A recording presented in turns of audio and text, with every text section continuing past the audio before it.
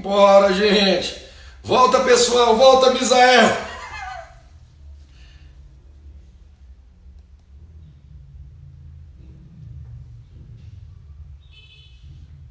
Aline Dantas de volta aí.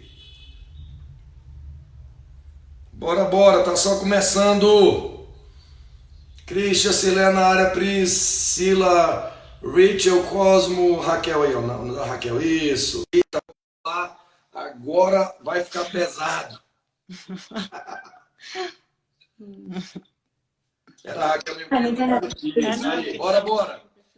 Então, voltando lá que a live caiu, reconectamos aqui. Então, Deus, ele ama o pecador e não o pecado, a condição do homem. Então, toda essa deformação, isso aí é uma impressão maligna que o diabo quer fazer com que você seja escravizado. Até porque, para a gente fechar esse assunto, né, Misa, que ele é extenso, Deus criou Eva e Adão e não o Ivo.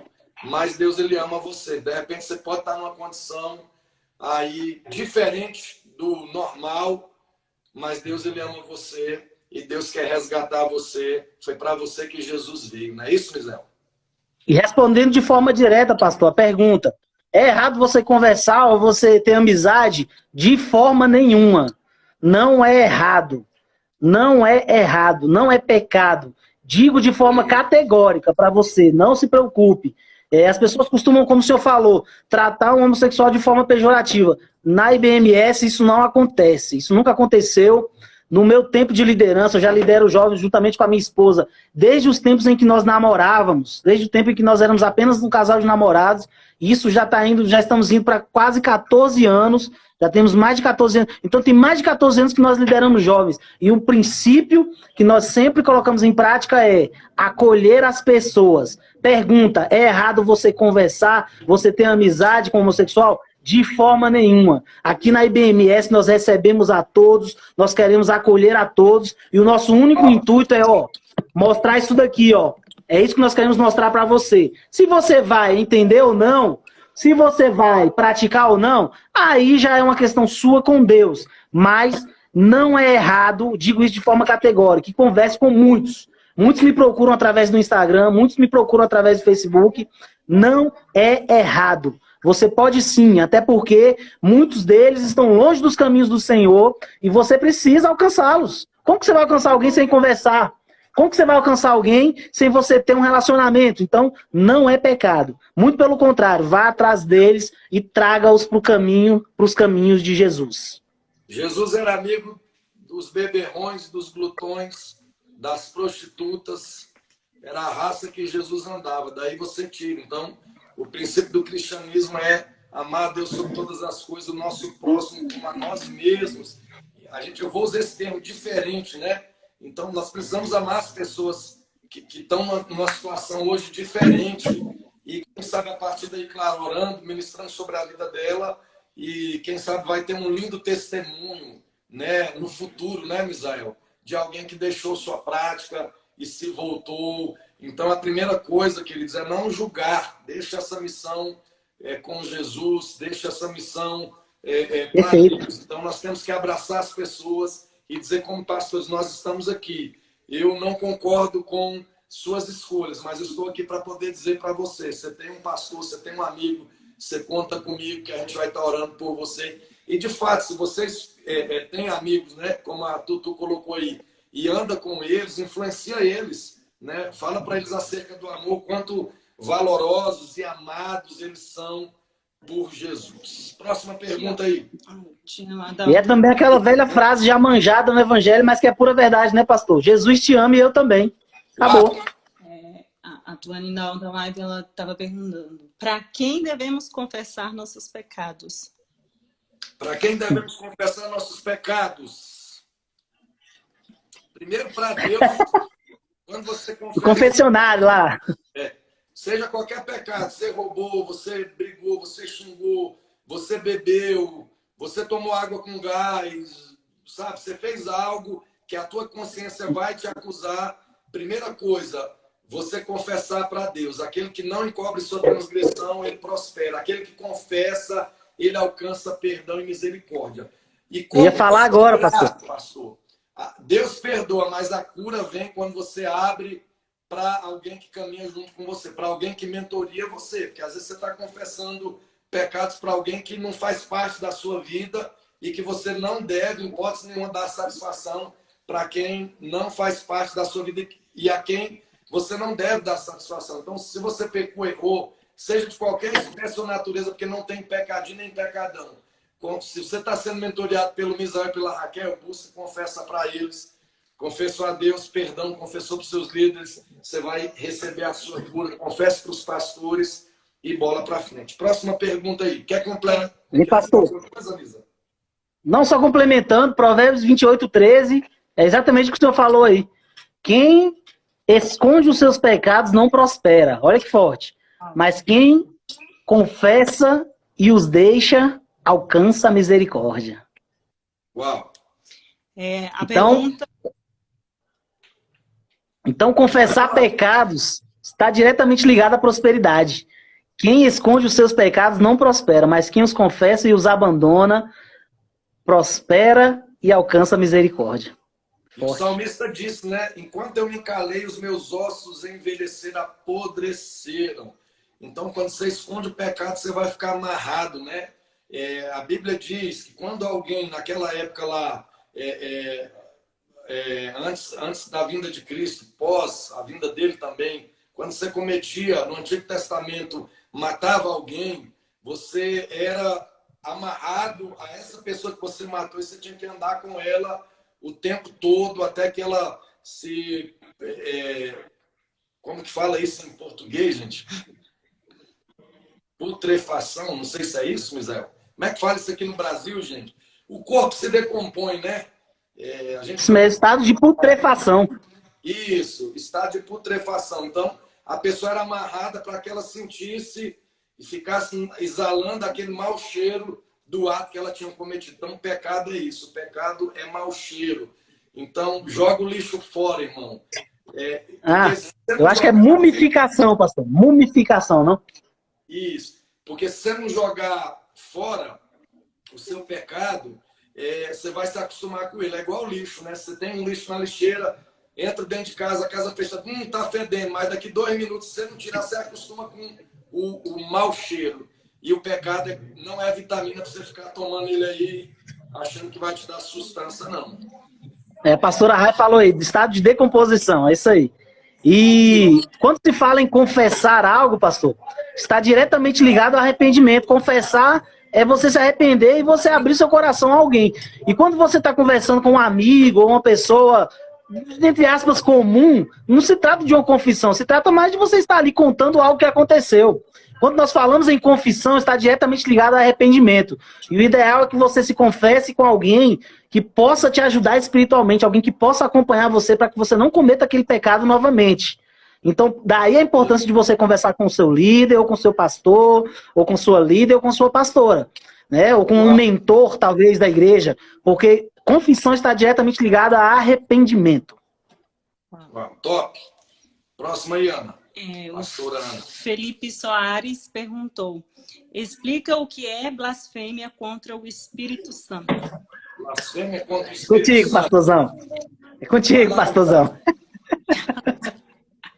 Vai lá, Misael. Diga. Esse é um tema, pastor, que ele causa bastante polêmica, né? Porque muito se fala em blasfêmia dentro da igreja como algo imperdoável. Como algo que, tipo, blasfemou já era. E a gente tinha muito medo, particular, a gente que cresce no evangelho, a gente costuma ouvir muito esse termo e eu tinha bastante medo, porque eu ficava morrendo de medo de praticar um pecado e esse pecado ter sido blasfêmia. E eu não ter mais perdão na minha vida, né? Isso é o que a gente aprende quando a gente é pequeno. O significado de blasfêmia é o seguinte, ó. Quando você vai contra algo que é sagrado, né? Quando você insulta... Senhor? Isso que eu ia dizer, quando você deturpa, né? Quando você deturpa o que é sagrado, quando você... Existe uma expressão que me fugiu a memória agora. Quando você insulta algo que é sagrado, você está cometendo uma blasfêmia. Quando você profana, a palavra correta é essa. Quando você profana, profanar é você insultar algo que é sagrado, né? Em outras traduções diz assim, palavra ou expressão ou afirmação que insulta ou ofende o que é considerado digno de respeito ou reverência. Então, na minha opinião, o senhor vai entrar aí agora com o conceito, mas na minha opinião, blasfêmia, ela não é um ato isolado. Porque a blasfêmia, para que você possa perder sua salvação, ela é todo um contexto de situações. Nós sabemos que a salvação, ela não é adquirida por obras, mas que as nossas obras, elas fazem parte do processo de salvação. Então é interessante, porque Jesus, ele conquistou a salvação por nós na cruz, mas a salvação é um processo diário. Nós não precisamos fazer nada para conquistar, ela já nos foi dada de presente. Mas quando alguém dá um presente pra gente, a gente tem a opção de recusar ou não. A gente tem a opção de estender a mão e pegar aquele presente, guardá-lo, e zelar por ele, ou não. Então, Jesus nos deu a salvação de presente. Cabe a nós agora recebermos e zelarmos por ela. E zelar pela salvação é um processo diário. E na minha opinião, a blasfêmia, ela não é algo isolado. Que, por exemplo, você zombou do Espírito Santo, pronto, você já não está mais no céu. É um processo e é algo que é praticado durante toda a vida, pastor. Pode continuar. De forma abrangente, dentro daquilo que a gente está colocando, e para a gente fechar esse ponto, é negar, né? Blasfemar contra o Espírito Santo é negar os atos salvíficos, os atos divinos, né? Pessoas blasfemas, elas caminharam, provaram dos milagres, elas viram, elas experimentaram, e de repente elas viram e dizem, eu não creio nisso, isso é uma farsa, isso é uma mentira. Então, blasfemar é negar a obra Perfeito. de Deus. Próxima pergunta. E aí, quando se fala, rapidinho, só concluindo, pastor, quando se fala que quem blasfema perde a sua salvação, está diretamente ligado a isso. Por quê?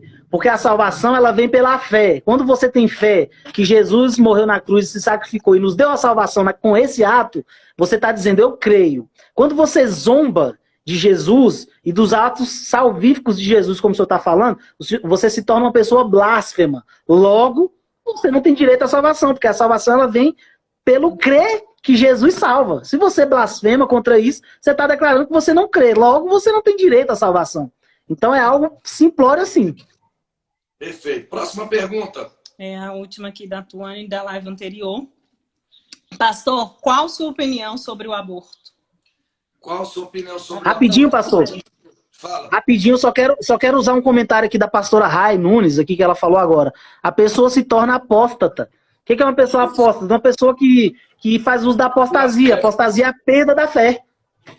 Você perde a fé. Então, uma série de atos de negação ao evangelho e ao cristianismo, e a Jesus e a Deus, ela causa em você um abandono da fé. Chega um ponto em que você não consegue mais crer. Chega um ponto onde você não consegue mais levar aquela pessoa para a igreja. Chega um ponto onde você não consegue mais trazer aquela pessoa para perto de Deus, porque ela já abandonou a fé. Ela já se tornou uma pessoa apóstata. Então, obrigado aí a pastora Rai Nunes que complementou a resposta. Uau! Dentro dessa questão de aborto, nós precisamos analisar que a Bíblia ela vai acima da cultura, né? Ela está acima de qualquer cultura, de qualquer nação, de qualquer país. Então, a Bíblia, ela sempre vai prismar pela vida. A Bíblia sempre vai prismar pela vida. Então, prismando pela vida, é tipo o sujeito, se vamos supor que alguém grita aqui no meu portão e fala assim para mim, abre, pelo amor de Deus, que meu marido já me deu 2 facadas, ele está vindo ali, ele vai me matar.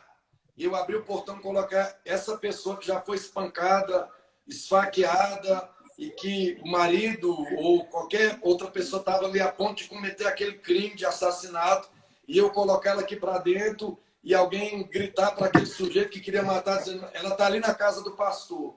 E de repente o cara entrar aqui e diz, minha mulher está aí dentro, meu filho, fulano, tira ele daí porque eu quero terminar de matar ele. Cadê ele? Está aí ou não? E eu disser assim, não, ele não está aqui. Isso não é pecado de mentira, porque Deus não leva isso como mentira. Ele vai identificar que eu, naquele ato, estou preservando a vida. E a vida é o bem maior de Deus. Então, sempre, sempre a favor da vida, em nome de Jesus. Amém. Falou tudo. Próxima pergunta aí, vamos lá. É contigo. O que fazer para descobrir e desenvolver o seu chamado? É interessante porque o chamado, ele praticamente nunca ele está ligado à nossa vontade, viu? Exceto quando nós buscamos em Deus e descobrimos realmente a essência do nosso chamado. Aí a nossa vontade passa a estar alinhada à vontade de Deus. Mas na maioria das vezes, pastorzão, o chamado ele é algo que dói no início. Ele é algo que é difícil da gente entender no início. Eu, por exemplo, Deus tem me levantado aí como liderança de jovens, a minha esposa, e eu confesso que no início eu não queria. Isso nunca passou pela minha cabeça, pastor. Muito pelo contrário, eu tinha aversão. Eu tinha aversão a isso. Porque eu vi que os líderes de jovens da minha época sofriam demais. Meu Deus, irmão. Eu mesmo fui um jovem que dei muito.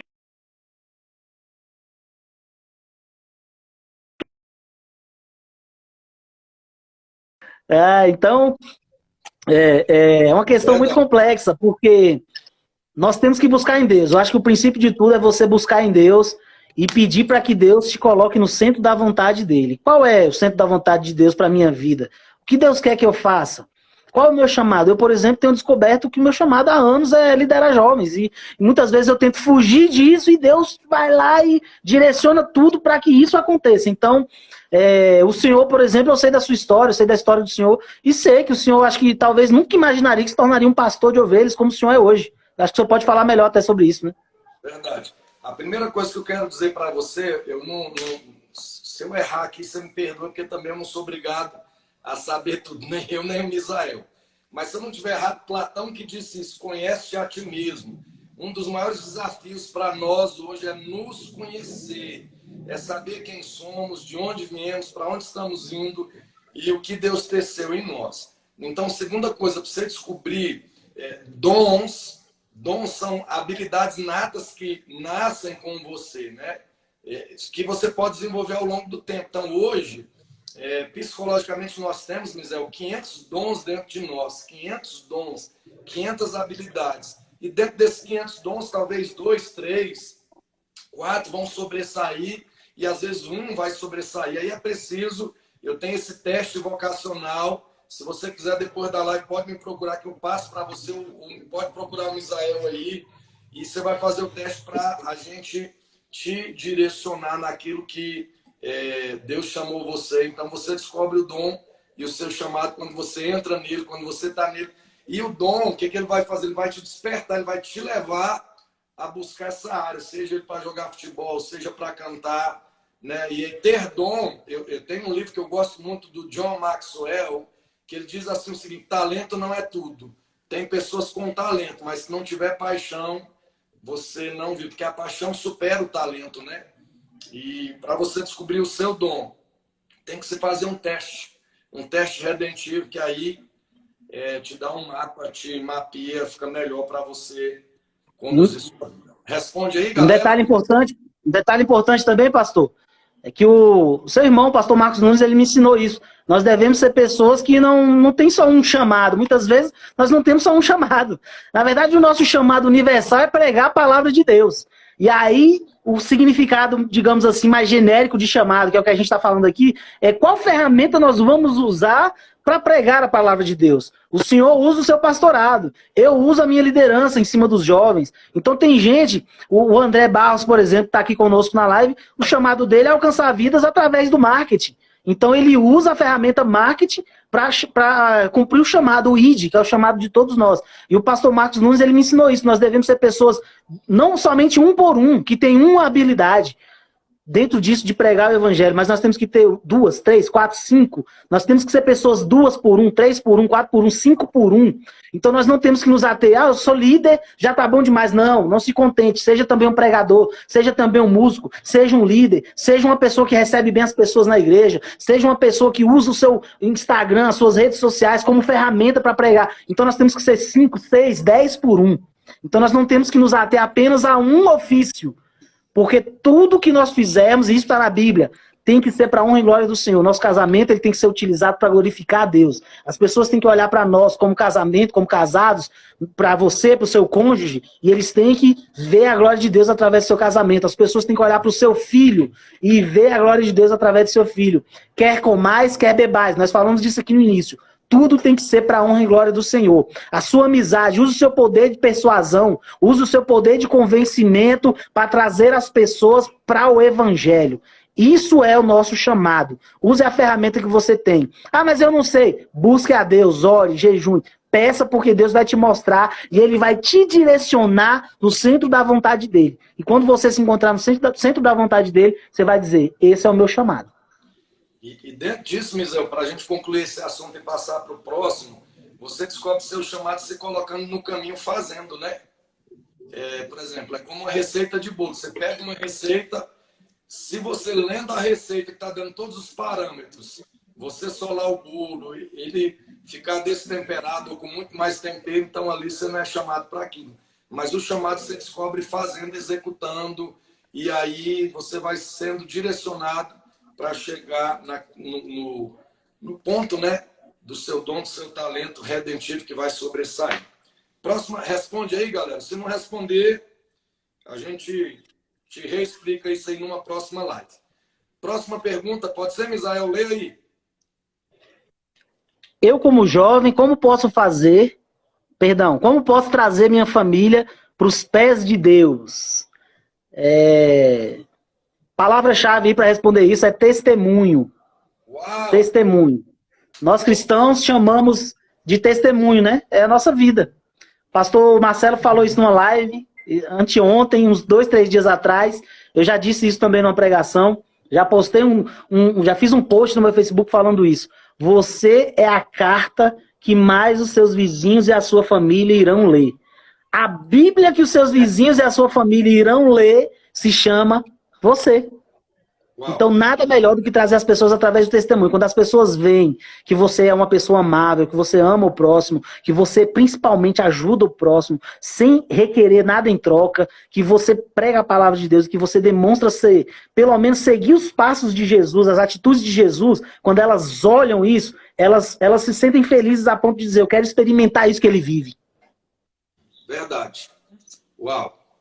Eu quero experimentar isso que o pastor Marcelo vive, eu quero experimentar essa alegria de viver, eu quero experimentar essa prosperidade, porque prosperidade está diretamente ligada à mudança de vida. Então, quando a pessoa olha para você e vê em você uma pessoa próspera, e eu não estou falando de dinheiro, não estou me referindo a bens materiais, estou me referindo ao todo de prosperidade. Quando as pessoas olham em você e veem isso, elas falam, eu preciso, isso vai gerar nelas. O pastor da Igreja Alcance, que eu me esqueci o nome agora, ele falou, pastor Marcelo, na live dele, pare de tentar convencer as pessoas, apenas pregue, dê testemunho, viu o vizinho, vai lá e prega sobre Jesus para ele. A função de convencer as pessoas não é sua, é do Espírito Santo. A nossa função é de apenas pregar. Então, pregue a palavra de Deus através do seu testemunho, principalmente dentro de casa. O jovem, ele tem mania de ser afoito, ele tem mania de ser ansioso. Comece a dar bom testemunho dentro de casa. Antes da mãe pedir, vai lá e lava a louça. Dá um beijo na mãe e fala, mãe, hoje eu vou fazer uma média. Hoje eu não quero nada em troca, não quero hambúrguer, não quero sair. Eu só quero lavar a louça, tá? Peça bênção ao chegar, peça bênção ao sair, peça bênção ao dormir. Isso é o que eu ensino aqui dentro da minha casa pro meu filho. E vou ensinar para os mais 4 filhos que estão vindo por aí logo, logo. Uau, mais 4 então, chegando aí, né? Testemunho, palavra-chave, pastor. Pode complementar. Tá aqui, ó. Uau, fechou. Para mim deu aí. Deus condena um fechou. Relacionamento amoroso entre pessoas da mesma família. E aí, Misael? Da mesma família é complicado, né? O que a gente entende como sendo da mesma família? Um primo de 4º grau, de 5º grau. A Bíblia fala bem claro sobre o incesto, né? Sim. Se a gente for pegar aqui o significado de incesto, olha o que significa incesto. Atividade sexual entre membros de uma família ou entre parentes que possuem uma relação de consanguinidade, relações de sangue. Então a Bíblia condena o incesto. Se você tiver relação de sangue, você está praticando. Então você está indo contra a Bíblia. Gente, e com tanta gente no mundo aí, meu irmão do céu, para que você vai querer casar com seu filho. Não é possível, não é possível. Você está muito ruim de argumento, meu Deus. Próxima pergunta. Tanta gente nesse mundo vai procurar logo dentro da família. Vai procurar na igreja, vai procurar em outra igreja. É verdade. Dentro disso, pastor, Pode eu falar. queria... dentro disso, eu queria falar sobre uma questão que é o seguinte. Muitas pessoas de fora da igreja, que não são cristãs, elas me perguntam isso, né? Elas perguntam se é proibido uma pessoa ela ter um relacionamento com alguém que não é da igreja. Então, na visão de quem não é cristão, eles entendem que é proibido uma pessoa da igreja ter um relacionamento com uma pessoa que é fora da igreja. E eu queria deixar isso claro, inclusive eu tenho certeza que eu vou falar aqui. Tá... Senhor? De namoro, isso aí, né? Isso.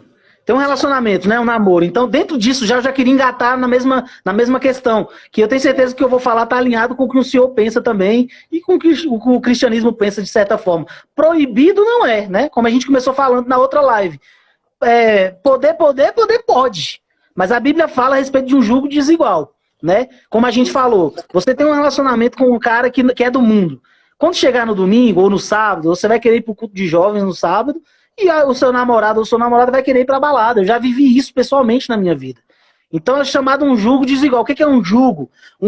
Os bois, quando eles estão carregando aquela carroça que ela ara a terra, os bois, eles colocados sobre eles uma peça de madeira, para os dois caminharem lado a lado. E o nome daquela peça se chama jugo. Quando a Bíblia trata a respeito de jugo desigual, significa que em cima de um vai estar um peso maior do que em cima de outro. Porque aquela peça é para eles carregarem o mesmo peso. E assim a atividade fica mais fácil. Então, quando fala de jugo desigual, está falando de um peso maior estar sobre um do que sobre o outro. Então, se você tiver um relacionamento com alguém que não professa a mesma fé que você vai estar em cima de um jugo desigual. Vai existir um peso sobre a sua vida que talvez você não consiga carregar. E dentro disso, né, Misão, dessa questão de jugo, quando a Bíblia diz, busque alguém do seu meio, da sua parentela, do seu arraial, né, que professa a mesma fé que você, né, por exemplo, um crente pode namorar com um católico, a gente não aconselha, porque deixa os católicos namorar com o próprio católico, um vai pegar a imagem, um está acende a vela, deixa o macumbeiro namorar e casar com outro macumbeiro, que um segura a galinha, o outro corta o pescoço dela, entendeu? E aí é isso, não leva, né, não é verdade? Então, no meio cristão, porque o jugo desigual é aquilo que o Misael colocou, isso aí vai te trazer dor de cabeça para o futuro, gera separação, e aí você vai querer ir para um lado e ter o cônjuge para outro. Procurar um jeito. É a famosa canseira. Sai disso, isso é canseira, isso é canseira. É verdade. É verdade, Misael, certinho. É porque, né, Misael, as pessoas estão... Gente, olhe acima da beleza. Veja a alma da pessoa. Ah, pastor, mas a pessoa tem alma bonita, mas o corpo dele, o jeito dele, arruma, investe na pessoa.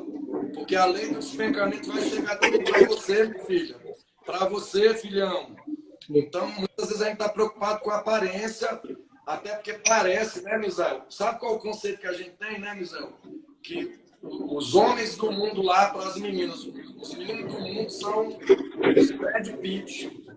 E os irmãos da igreja são os Debbie Lloyd, aquele desenho, né? O cara com o dente quebrado, todo desengonçado. Mas fica com Debbie, irmã. Vai ser melhor para você. Ei, pastor, um amigo meu do trabalho falou pra mim uma vez: moça, eu não consigo entender, a igreja tem umas meninas bonitas e uns caras feios. Falei, rapaz, ali é poder de Deus, amigo. Vai pra igreja e tu vai conseguir uma mulher bonita, porque isso aí se chama poder de Deus. É verdade, Misael. Tá aí o senhor e a pastora Flávia que não me deixa mentir. Seu porra. Mas, rapaz, o bom de ser feio é isso, cara. Que você casa com uma mulher linda, bonita. Porque tem outros caras que é muito bonito, os opostos se atraem. Então, nessa eu levei assim como o Davi se parece com a Raquel. Glória a Deus pela vida da Raquel. Uau. É de Deus, é de Deus. Responde essa aí, Misael. Procurar um ungido ou orar pelo ungido? Eu confesso que eu não entendi essa pergunta, pastor. Deve ser um namoro, né? Procurar um Ah! Não orar. Nenhum dos dois. É melhor você orar, né? Ora, desenha, por exemplo. Quando a pastora Elane, algumas pessoas que me conhecem há mais tempo, eu orava, Senhor, que minha esposa tem aí entre 1,68 m a 1,74 m, que minha esposa, as pernas dela sejam grossas, que ela não tenha muito seio, nem pouco seio, que ela tenha um sorriso bonito, que o cabelo dela seja assim, que ela seja branquinha. E eu dava as características daquilo que eu queria e orava ao Senhor. Então, não fique aí procurando ungido, ora e se prepare, deixa a sua lamparina acesa, sua luz acesa. Pega, né, as velas ali, fica com a vela acesa. Por que que tinha as virgens, 10 virgens nessas e 10 prudentes? Porque elas se ataviavam e vinham o sujeito para poder olhar e dizer qual das virgens eu tomo para mim casar. E aquelas que estavam com a luz apagada, como é que você namora? É igual a questão de boate, né? Tum, tum, tum, tum, tudo apagado. O cara sai beijando, no outro dia ele vai pegar o ônibus. Chega aquele tribufu, meu irmão, misturado com dinossauro. Falei, doidão, peguei tu ontem, hein? O sujeito fica desesperado. Falei, eu mesmo não. Então, no escuro você quebra a cara. Então, fica com a lamparina acesa, que é para quando o sujeito chegar perto de você, ele olhar e dizer, uau, fora sua beleza exterior, aquele que tem dentro de você que tem que ser Jesus Cristo, não é isso, Misa? E a minha história com a minha esposa, ela exemplifica isso, pastor. A gente tem que orar pela pessoa porque Deus manda, Deus ouve as nossas orações. Eu me lembro que eu me afastei da igreja, por volta do ano de 2006, eu me afastei da igreja e eu reconciliei no retiro e eu pedi a Deus, eu não consegui me firmar. Apesar de ter reconciliado e tudo, eu não conseguia mais me firmar. Existia algo que me prendia no mundo e eu comecei a orar pedindo a Deus que mandasse uma pessoa para mim que pudesse valorizar o meu ministério, uma pessoa mesmo de Deus. E graças a Deus, há 14 anos, Deus mandou a minha esposa, que é a pessoa com quem eu estou até hoje. E ela era do jeitinho que eu pedi. E do jeito que você pede, Deus manda, viu? Não pense que Deus está vivo. A gente às vezes esquece que a gente serve um Deus que está vivo. E como algo vivo, ele nos ouve e ele nos responde. E ele é supremo. A supremacia dele, a soberania dele é inquestionável. É inenarrável, como diz o outro aí. Então, ele vai te ouvir, ele vai te responder. E ele vai mandar, colocar no seu caminho a pessoa que você está pedindo. Um exemplo de que Deus ouve e ele responde o que a gente pede, pastor, é porque o meu filho, eu comento com a minha esposa, nós orávamos a Deus pedindo o Davi. E a gente falava até a personalidade que a gente queria nele. A gente pedia a Deus, a gente falava, Deus, eu quero um rapaz assim descontraído, eu quero um menino descontraído dentro de casa, brincalhão, assim como eu. E engraçado, porque eu orei a Deus que o Davi não sair com o meu nariz, pastor. Eu fiz campanha. Aí ele saiu. E quando o Davi nasceu, eu tenho foto aí, tem foto rolando, e quando o Davi nasceu, o nariz dele era maior que o meu, dava aqui o nariz dele, ó. Por quê? E eu fiquei triste, eu confesso, quando eu olhei, eu falei, caramba, a única coisa que eu pedi pra Deus pra não acontecer, aconteceu. Só que Deus é tão bom que foi passando os dias, o narizinho dele foi afinando. Você foi lá, Deus, então, a cabeça do meu filho para além da compensação foi. Deus é um Deus que ele nos ouve nos detalhes, e ele nos atende nos detalhes. Então, às vezes eu reclamo, eu vou pensar em reclamar aqui com o Davi, a Raquel vira para me falar, olha, não reclama, não briga com ele, porque ele é do jeitinho que nós pedimos a Deus. Então, faça um teste, você que tem gente que está grávida aí na igreja, faça um teste, peça a Deus a personalidade que ele vai colocar no seu filho. Então, da mesma forma, quando você pede uma pessoa, um namorado, alguém ungido, Deus vai mandar do jeitinho que você pedir. Lógico que às vezes os atributos físicos, a gente quer exagerar um pouquinho, não vai ser 100% do jeito que a gente quer, mas eu tenho certeza que vai ser de acordo com a vontade de Deus para as nossas vidas. E Deus nos deixou escolhas, né, Misael? Deus não nos fez robô nem máquina, né? Não imprimiu um chip da gente com todos os códigos e perguntas e respostas assertivas. Ele nos deixa escolher. Então, você pode escolher o seu cônjuge, né? A ideia é que você não deixe ninguém casar como era na época dos nossos pais, né? Eles não tinham escolha e casamentos arranjados, às vezes pode dar certo, bem como na maioria não dá. Então, você tem o poder de escolher, mas escolha baseada nos princípios bíblicos, nos valores, né? E hoje o Ivo Pitangui morreu, mas está aí, tem outros cirurgiões plásticos, você pode reformar a sua esposa, melhorar. Vou arrancar, viu? Vou arrancar. Não é isso? Porque às vezes a gente fica preso, né, Misael? Só a beleza, gente, beleza não é nada, gente. A estética é furada, irmão. Pula disso aí. Pastora Jacira disse isso numa pregação na nossa igreja, na IBMS. Ela disse que muitas vezes você vai no mais bonitinho e o mais bonitinho vai lá e ferra com a sua vida. E aí tem um lá, meio cá, de 0 a 10. Ele é 6, ele é 5, e aí você vai nele e você acerta. Foi o que aconteceu com a minha esposa. Flávia também, rapaz. Uau, e o senhor falou aí do Ivo Pitangui, você falou do Ivo Pitangui, o meu eu vou tirar, viu? Vou tirar porque vai ficar mais bonito. Você já é bonita assim mesmo, é sua marca. Próxima pergunta, Misael. E quando um serve a Deus em igrejas diferentes, quando um dos cônjuges ou dos namorados serve a Deus em igrejas diferentes, não tem problema você namorar com pessoas de outra igreja? Não. Só que, por exemplo, a Assembleia de Deus tem uma doutrina, Deus é Amor tem uma doutrina, né? Presbiteriana tem uma doutrina, Batista tem uma doutrina. Pode haver um choque.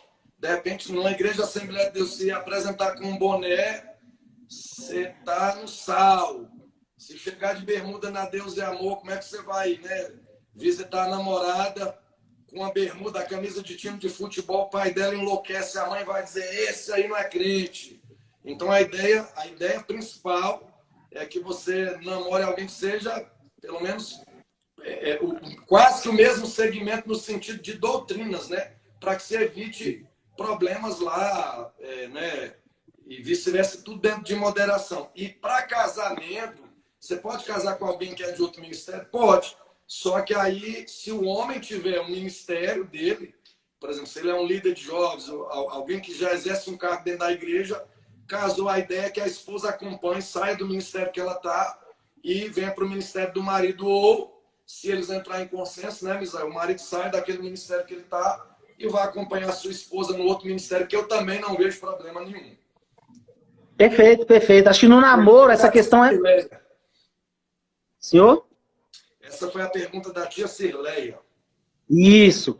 Eu acredito que no namoro essa questão seja menos complexa, né? No casamento é mais complexo. No namoro a gente tem, inclusive na nossa igreja, o exemplo de jovem que namora uma moça evangélica de outra igreja, de outro ministério, e até então eles não têm tido problemas, né? Mas eu acredito que no casamento essa questão é mais complexa. Acho que para o casamento eu acredito que não seja tão possível, porque é um domingo à noite, você vai para um lado, o marido vai para o outro. Eu acho que não é bem a essência do evangelho, né? Então eu acho que pro casamento, eu acho que no namoro é tranquilo, mas eu acho que quem tá namorando nessa qualidade aí, vai ter que chegar uma hora que vai ter que tomar uma posição. Um dos dois vai ter que ceder. Acredito que o destino é esse. Próxima pergunta aí da Mônica Aline Cordeiro. O que a Bíblia diz sobre o novo casamento após o divórcio? Manda bronca. Uau, vamos lá, vamos que vamos, gente. Por que Deus instituiu o divórcio?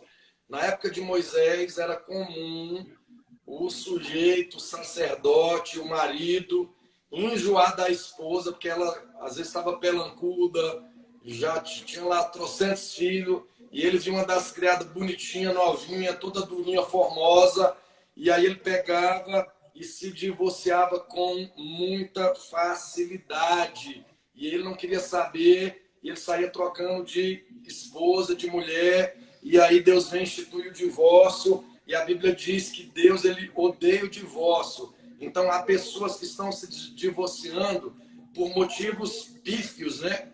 Por motivos bobos, por falta de tratamento, por falta de baixar a guarda, por conta de orgulho, por conta de prepotência, né? Por conta de tanta coisa. Agora, no caso da minha mãe, isso a gente está falando no âmbito cristão. Vamos levar para fora? Por exemplo, questão, às vezes o cara está casado ali, até mesmo no papel, já vi isso, irmãos, até mesmo no papel, e a gente vai levar para dentro da igreja também. A esposa converte, está ali santificando o marido, está orando, está pagando o preço, e o cara olha e fala, se você não quer Jesus, e aí às vezes o cara quer impedir essa esposa de ir para o culto, de ser cristã, e ela toma a decisão dela de dizer, eu não largo Jesus.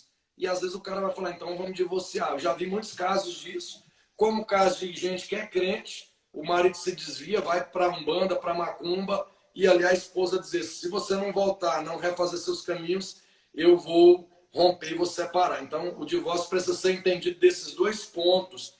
A agressão física, né, Misael? A agressão verbal, se não há tratamento, irmão, se o sujeito não quer... Eu costumo dizer assim, que não chegue caso para nós, mas se seu marido está enfiando a porrada em você, batendo em você, queridos, tem que...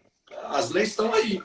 Tem que partir do princípio. O cara, você perdoa uma vez, o cara não quer mudar, seja ele cristão ou não, busque os seus direitos.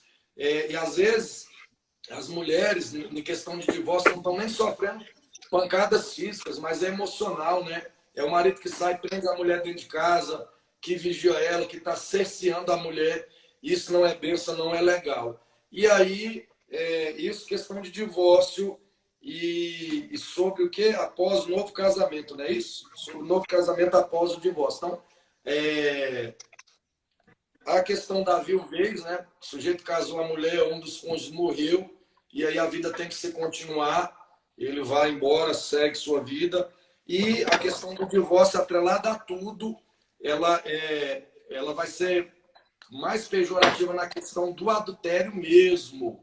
Então, a agressão, seja ela física, verbal, se vocês entenderem, pode perdoar até a questão do adultério. Se houver perdão, ele é tranquilo, você continua. Mas se a pessoa entender que não há, aí ela, na questão do adultério, sim, ela pode escolher divorciar.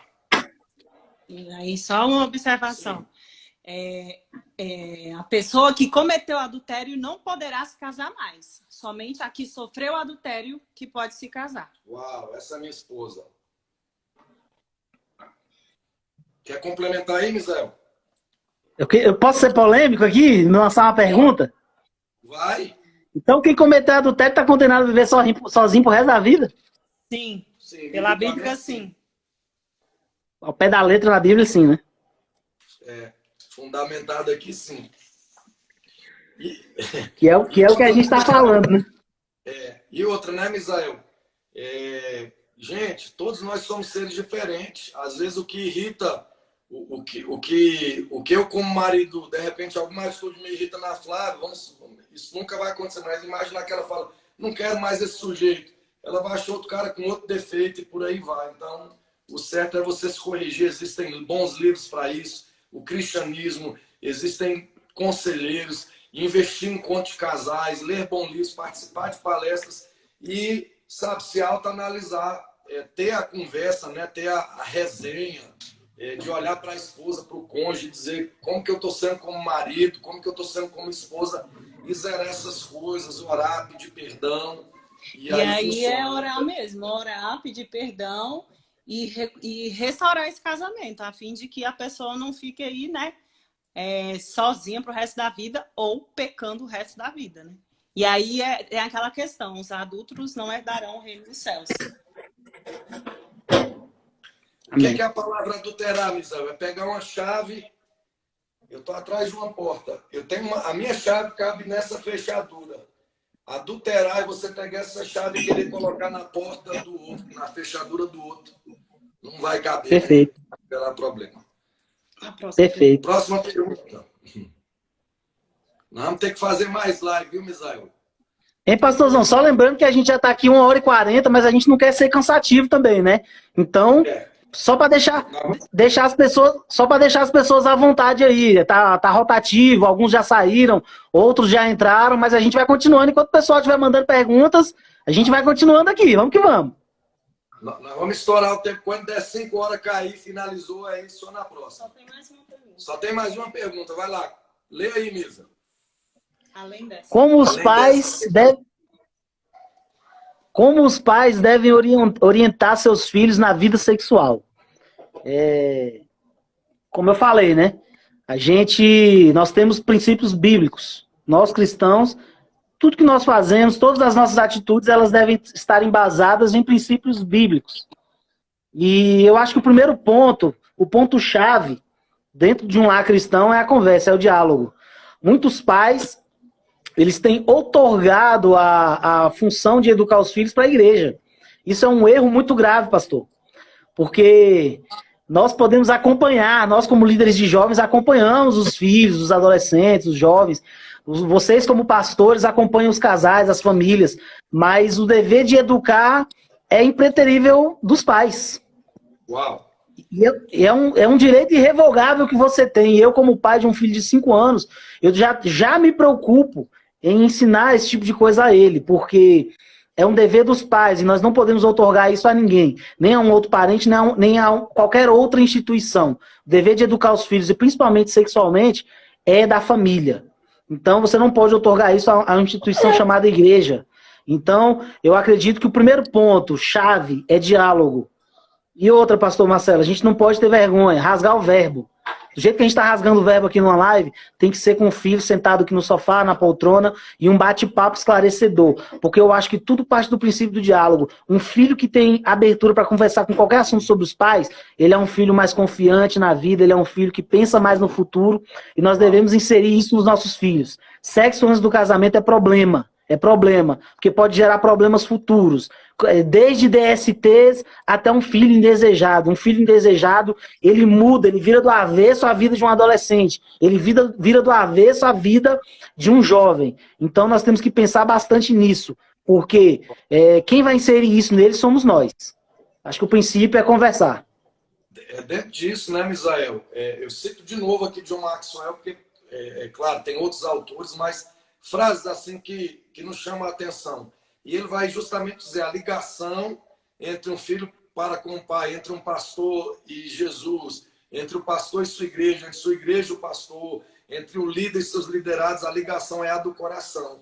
Se eu tenho seu coração, tem tudo. Se você tem meu coração, você tem tudo. Se os pais têm o coração dos filhos e os filhos têm os corações dos pais, eles vão ser abertos, eles vão se sentir confortáveis para poder abrir todo e qualquer tipo de situação. E como você colocou, Misael, e conversar, né, das fases. Amanhã o menino começa a nascer o cabelinho debaixo do braço, daqui a pouco, né, começa a nascer cabelo no órgão genital, daqui a pouco vem a menstruação, por exemplo. Conversando com minha sogra, ela disse que a primeira vez que ela menstruou, ela não sabia o que era aquilo. E sua mãe muito menos. E quando a mãe viu, pegou, deu uma coça nela, e isso trouxe traumas, gerou problemas por falta de uma explicação.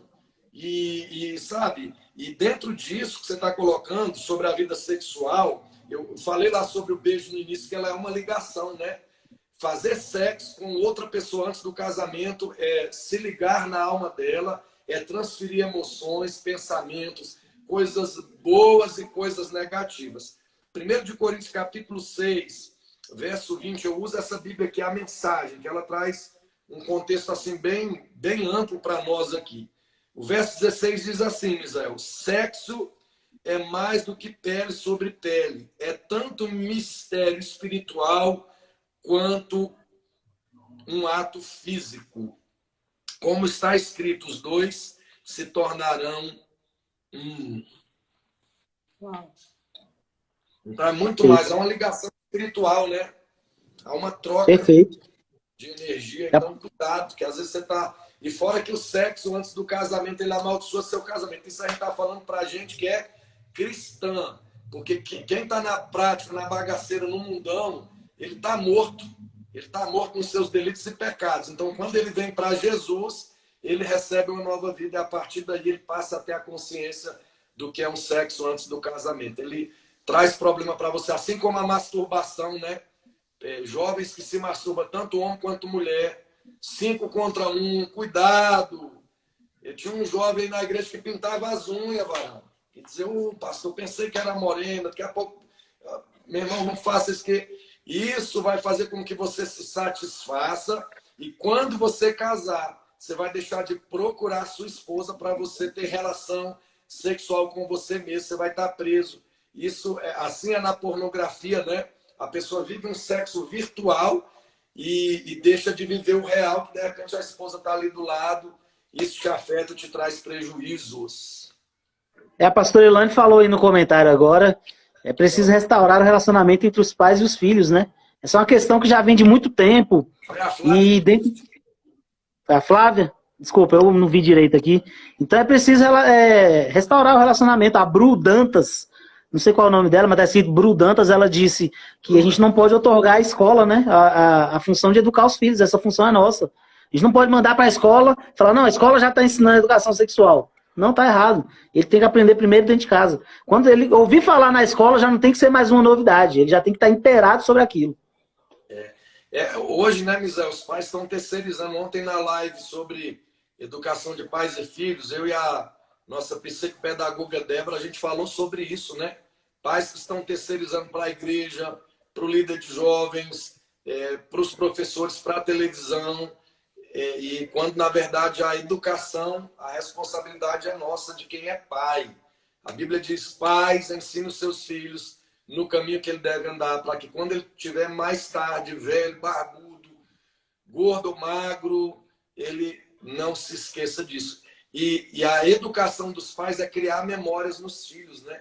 Criar memórias. Então, quais são as memórias que você está criando na sua educação? Então, pais que ficam, não por isso, não por aquilo. O sujeito vai crescendo uma cultura de negação dos não, sem uma explicação daquilo que é o não, daquilo que significa a palavra não para determinado tempo, determinado momento. Outra coisa que pais cometem, né, quando os filhos são pequenos, escreve uma carta, até crente, escreve uma cartinha para Papai Noel que ele vai te dar o presente. E aí o menino vai lá, escreve, vai Papai Noel, eu quero aquele carrinho, e sempre é uns presentes bem caros. Gente, conta a verdade para os seus filhos. Não é o Papai Noel que traz presente, é você, pai. Não deixa ele acreditar nessa mentira. Ei, Papai Noel é folclórico. Papai Noel está obeso. Papai Noel, ele entra pela janela, ele vem de madrugada, ele é uma espécie de ladrão.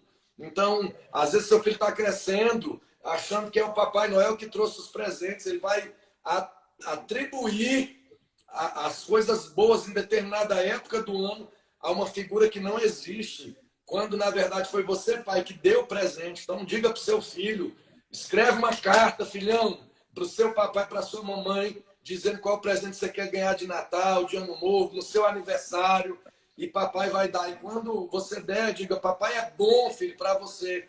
Papai te ama e você merece, e eu sei que você vai fazer muito melhor com os seus filhos. Então, educação é isso, né? A mídia também tem um papel fundamental nisso, viu? Nessa enganação, digamos assim. Então, a gente precisa vigiar também no que os nossos filhos andam vendo e assistindo por aí, porque a mídia tem um papel fundamental nisso também. Uau, verdade. Próxima e última pergunta aí, Misa. É para mim, né? Sim. Pastor, na sua opinião, o que tem levado os jovens a iniciarem a vida sexual tão cedo? Frustração, falta de abraço do pai, falta de abraço da mãe. É o pai que não o elo dentro de casa, que é quebrado, o que não tem. É o pai que não abraça a filha, que não beija. É o pai que não abre a porta do carro para a filha, que não trata a sua filha como uma princesa que ela é, que não trata o seu filho como um príncipe que ele é, como um homem deve ser tratado. E principalmente as mulheres que muitas vezes buscam, né, algumas vezes até mais cedo, a vida sexual do que o homem, porque ela vai encontrar no chefe dela, no amigo dela, aquele sujeito que abriu a porta do carro e ela fala, uau, eu vou me entregar. Então, os pais precisam corrigir isso aí. E muitos dos jovens se iniciam cedo na vida, muitas vezes por conta de uma frustração, de uma falta. E se eu tenho falta na minha vida em alguma área paterna ou materna, no meu relacionamento com Deus, eu vou buscar alguma coisa para compensar. E aí você busca sexo, droga, rock and roll, tatuagem, torcer pro Palmeiras e por aí vai. Quer complementar, Misael, para eu fechar essa live? Quase perfeito, só o final aí que não foi legal. Eu quero agradecer os irmãos que permaneceram conosco aqui até agora. Foram 2 horas de live, mas à medida que a gente foi vendo a interação do povo, a gente decidiu continuar. E nossa intenção aqui não é ser cansativo de forma nenhuma. Então, eu quero agradecer a todos vocês. Acho que é importante a gente ter esse tipo de conversa, pastor. E quando nós pudermos voltar aos cultos, às reuniões na igreja, a gente fazer uma rodada de perguntas lá também, um talk show. Acho que seria bacana também, com toda a igreja, viu? Vamos marcar nossa próxima live com mais temas polêmicos aí. Sexo oral, sexo anal. E vamos que vamos, né? Bora, vamos marcar. A live já vai cair, nós vamos marcar outra já para a semana que vem. Eu e Misael aí, de repente, no horário à noite. E aí a gente e aí faz essa rodada dupla aí que foi bacana, passou rápido. E 3 para 5, 6 horas tem live comigo, o pastor Getúlio de Jesus, falando sobre libertação, falando de uma bruxa que ele voou lá e caiu num telhado de oração que ele estava. E essa bruxa foi levada para a cadeia. Tudo isso na África. Vai ser muito legal também. E eu quero ver você aqui. Deus abençoe em nome de Jesus. Israel, valeu, top. Um abraço. Bora. Valeu. Beijo. I love you. Tchau, gente. Até 6 horas da tarde aqui. Paz.